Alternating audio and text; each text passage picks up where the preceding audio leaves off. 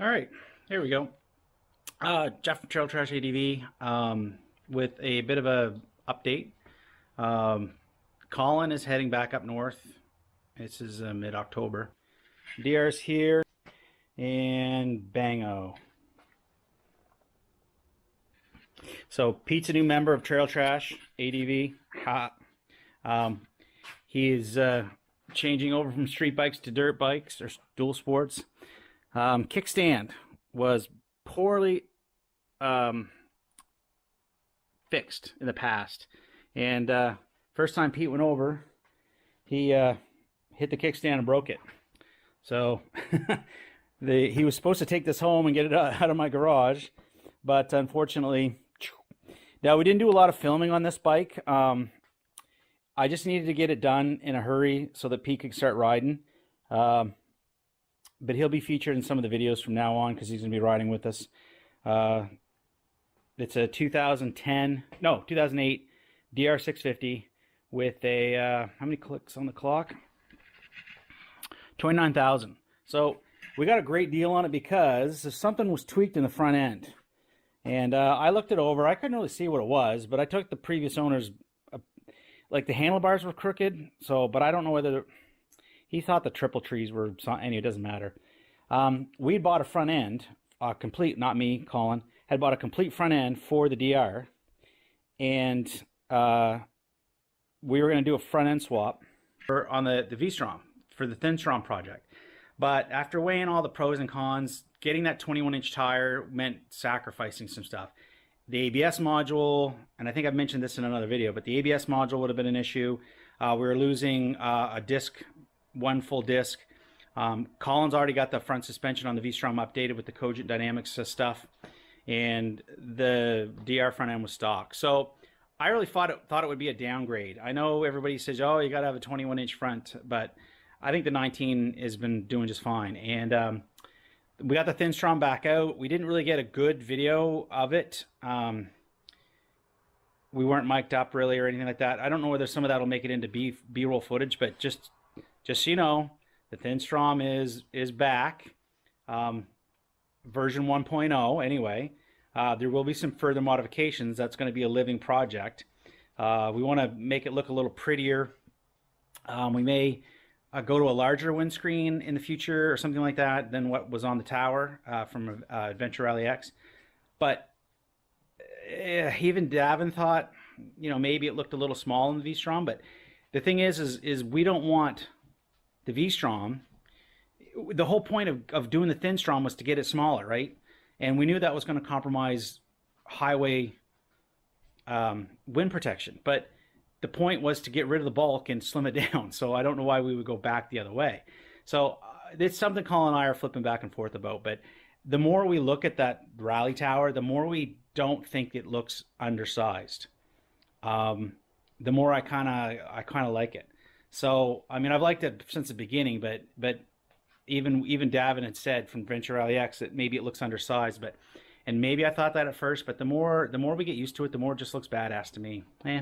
You might not like it. The reason for this video is twofold. One is to test this. We've added a DJ Osmo action to the stable here. I upgraded my Akaso V50X. That camera will still be around for B-roll footage. DJI Osmo is it's sweet. I got to tell you, for $270 Canadian, it's half the price of a GoPro, and the rock steady feature is absolutely it's awesome. I love the front screen. There's lots of reviews on this camera. It's been out for 2 years. It's not new, so I'm not going to go over that. But as I've been swinging the camera around, we're going to number 2 reason I'm doing this video is some of you are not going to be very happy with me. I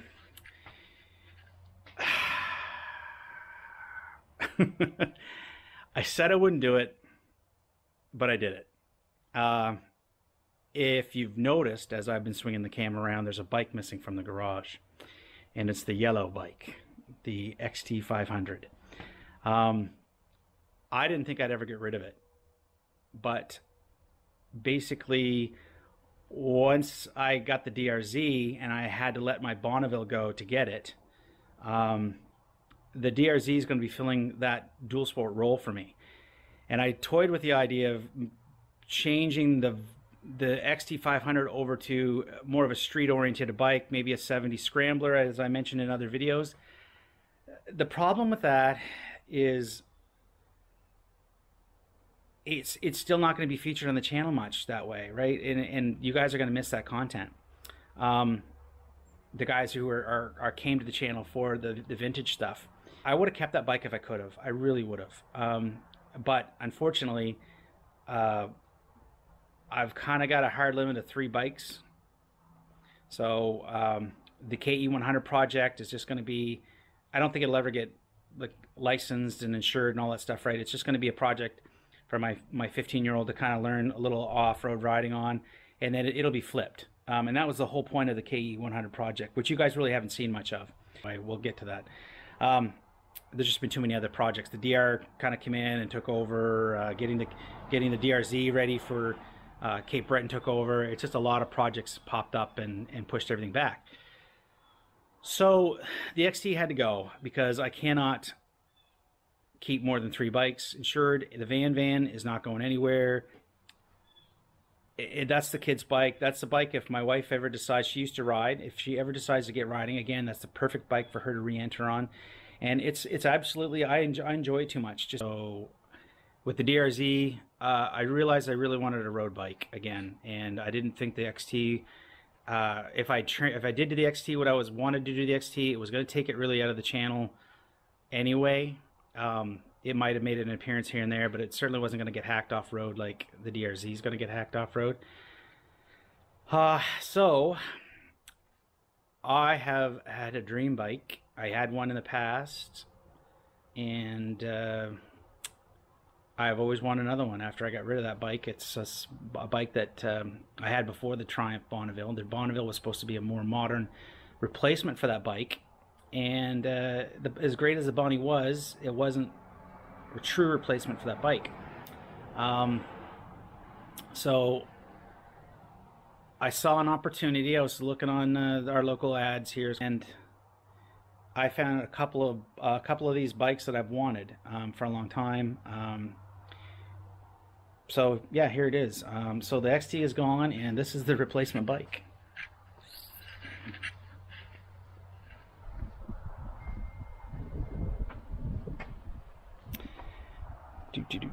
It is a 1983 GL 1100 Goldwing. And like the Thin-Strom, this is going to be a project bike. It's going to go on a diet. The last one I had, I did the same thing to it, and I don't want to say it's a Cafe or a Brad, or I'm not putting a label on anything. I didn't on the last one, but the plastic is going, and it's going to get stripped down bare naked. These big old 8-hanger bars are going. The clocks are going to get changed, or at least minimized in some way. The front mudguard is going to get replaced with something smaller, or that one's going to get chopped up. And the rear mudguard is going to go. The rear, look at that taillight. Like, whew, man, oh man, nobody's going to miss you there. That's going. The trunks are going. The racks are going. The crash bar will probably stay. I mean, it might be a little bit ADV because, again, I may put some 50/50 tires on it, or some 80/20s, or maybe some Shinko 705s.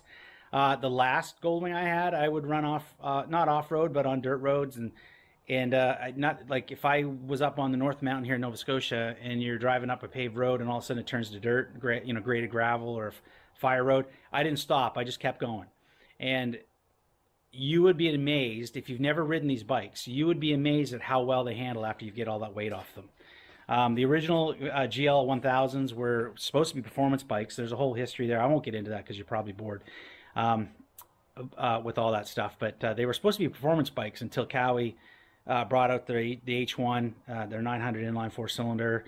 That was the grandfather of the Ninja, and it kind of pounded everything. So Honda had to go back to the board, and that's when they brought up the CB line. The CB line was there, the single overhead cams, but in '79, I believe, they redesigned it with the dual overhead cams, and they brought out the 900 version. So they dropped the 750 was still in the lineup, but they went to 900. It never really did compete with the Cowie though. Of course, that thing was called the Widowmaker. Look it up if you're interested. But so the Gullwing kind of got after it got bumped to people started putting all the fairing kits and stuff on them on the 1000s. So Honda just said, hey, well, why don't we just do one from factory? So that when they bumped to 1100 cc's, they had the factory line, and they still came naked, but you can't find them. They're like hen's teeth, like it's hard to find. But the Interstate was the least amount of doodads and gadgetry. In '83, they did bring out the Aspencade version of the bike, and it had like digital stuff and whatnot. And then in '84, when they went to 1200s, the Aspencade actually had a digital dash, one of the first in the '80s. So it'd be harder to strip back to naked, but the Interstate is basically the naked bike, just with the stuff tacked on at the factory. So it should make it pretty easy to do a stripped down conversion of it. So anyway, this is probably long enough. I've rambled, and yeah, so look forward to some videos. We've already got filmed. They're in processing and publishing, and they will be timed release while Colin's up north. Again, he does most of the editing, 99%. I'll put up a channel update once in a while, but we're gonna keep filming while Colin's up north. I got the DJI Osmo. I don't have the GoPro, but I got the Osmo, and it's gonna see some action with the Casso running some B footage. But we got the 300, we got the DRZ. You may see the Van. It's hard to say.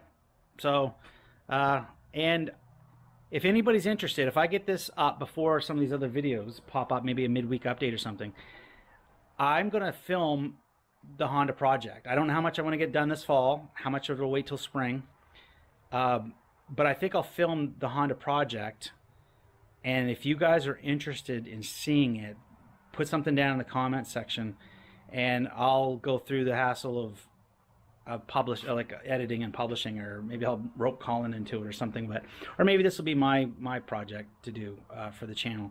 But it's a little out of ADV world. It'll be more like the Trail Trash Garage stuff. So, but if you're interested in following the project, put it down in the comments, and I will try to get the footage together. In the meantime, I think I'll just film a few things here and there, and we'll see how this video does. So I think I will try to get this uploaded maybe this week or next week, something like that, midweek, outside of our regular publishing schedule, just to see if you guys want to see this project or not. So that's probably it from Trail Trash ADV. Jeff, catch you in the next video.